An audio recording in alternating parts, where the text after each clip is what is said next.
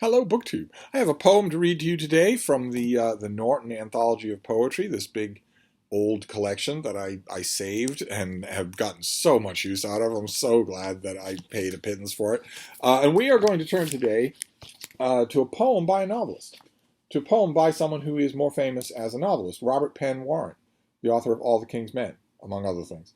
All the King's Men is one of the great American novels of the 20th century, especially the latter half of the 20th century, and one of only two or three great American political novels ever written. And yet, Robert Penn Warren also wrote poetry and took pains at it. And the poem they're going to read today is from 1960, and I want to ask you questions about it. It's called Tiberius on Capri, and the title alludes to the stories that are in the histories of Suetonius about how the Roman Emperor Tiberius grew disillusioned with the fakery and the obscurantism and the whatnot of Roman politics and retired to the island of Capri, where, according to Suetonius, he gave vent to the worst, most orgiastic, vile, perverted sexual urges that anyone could even think of, that anyone could even imagine. None of that is true. Not a word of that is true. That is exactly what a scandalmonger like Suetonius would say about someone if nothing was known about it. There was very little leaking from visits to Tiberius on his island. He mainly wanted the company of authors, astrologers, philosophers to talk, and if word got to him that one of his visitors left the island after a few good meals and some walks in the hills and whatnot, and went back to the Roman Forum and just told tales out of school, they never got invited back. But that's all. Okay? They weren't sent the fingers of their youngest child one by post or something like that. Something hideous like that. That was all Suetonius. Suetonius made that all up, including one of the vilest things that any writer has ever said about anyone else who couldn't defend themselves, that's actually mentioned in this poem. But that's what the sort of the setting is here, is Tiberius on the island of Capri. And it's the poem is in two parts, and it goes like this. All is nothing, nothing all. To tired Tiberius soft sang the sea thus, under his cliff palace wall. The sea, in soft approach and repulse, sings thus, and Tiberius, sea-sad, stares past the dusking sea pulse, yonder, where come, one now by one, the lights far off of Sorrentum. He stares in the blue dusk fall, for all is nothing, nothing all. Let darkness up from Asia tower, on that darkening island behind him, Spintriae now stir, in grot and scented bower. They titter, yawn, paint lip, grease thigh, and debate what role each would prefer when they project for the emperor's eye their expertise of his eastern lust and complex Egyptian fantasies. But darkward he stares in that hour, blank now in totality of power.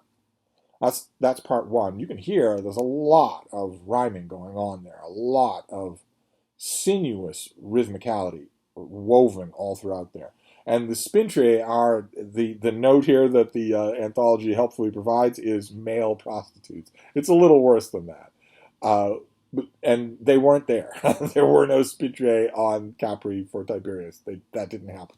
But anyway, then we get to part two. So part one is Tiberius in his villa on Capri, staring out at Sorrentum, which is now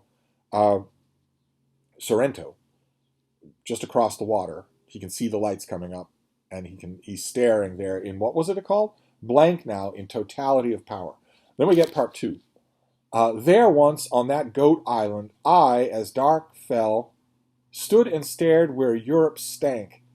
Many were soon to die, from acedia, snatched from depravity, virtue, or frolic, not knowing the reason, in rank on rank hurled, or in bed, or in church, or dishing up supper, or in a dark doorway loosening the girl's elastic to tup her, while high in the night sky the murderous tear dropped from God's eye. And faintly forefearing all that to fulfill our time and heart would come, I stood on the crumbling wall of that foul place, and my lungs drew in scent of dry gorse on the night air of autumn, and I seized in dark a small stone from that ruin, And I made outcry at the paradox of powers that would grind us like sand, small and dry. Dark down, the stone in its fall found the sea. I could do that much, after all. So there, the second part is not taking place anymore in the time of Tiberius. Instead, it's a contemporary with us, a modern day viewer. The place has fallen to ruin, but its reputation lives on in the writings of Suetonius, so that the visitor calls it a foul place. And he is looking at Europe over there across the water, just as Tiberius did, and he's where Europe stinks. And he's talking about a pestilence that's coming, that the murderous tear dropped from God's eye. So it isn't just nightfall that might be falling. It's something else that this modern day narrator is saying, something bad that's coming. But my question for you is, what is meant in the end there, in that last line? The narrator says, I seized in dark a small stone from that ruin.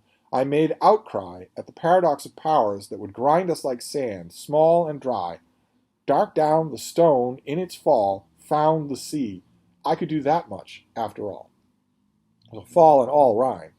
But what is it that the narrator is saying there, in your opinion? What is it? I could do that much after all, meaning what? I could do that much after all seems to imply that the narrator is saying that there's something much more to be done.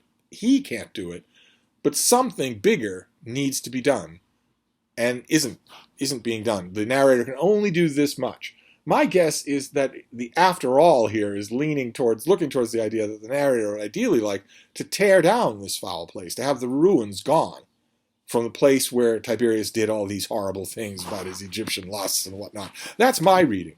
That the narrator was only able to throw one stone into the sea, but would like to throw them all in. And that's why he finishes up by saying, I could do that much, after all. Does that square with how you hear it? I'd be curious to know what the sense of defeat is here. I think the poem is entirely bound up in a reading of Suetonius.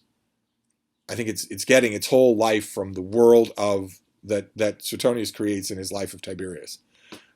So maybe that is the thing that's going on. Maybe the narrator is just saying, this all ought to be destroyed. There shouldn't be one stone on another in a place so saturated with sin, even 2,000-year-old sin. But I can at least do this. I can throw one pebble into the sea. Is that how you read it? That's kind of how I'm reading it until I get a better reading from one of you. But anyway, that's Robert Penn Warren, who wrote poetry. So I'll wrap this up and I will see you next time. Thank you, BookTube.